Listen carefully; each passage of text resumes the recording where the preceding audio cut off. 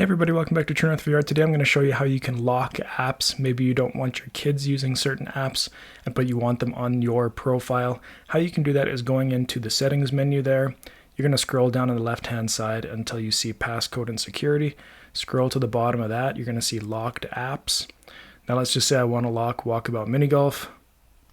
It's going to ask you to enter a passcode, so I'm just going to do 1111. There we go, it now says it has been locked. So I'm going to go to my library here. Now you can see at the bottom there, it has that little lock symbol showing that it is locked. And if I click on it, it is now prompting me to enter the passcode to be able to play it. Now you can unlock it in two different ways.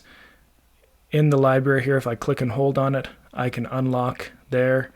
It will ask me to put in that passcode, or I can go back to that settings menu again here, passcode and security, locked apps, uncheck that box, and again, it asks for the passcode, put it in, and now it is unlocked and usable by anyone.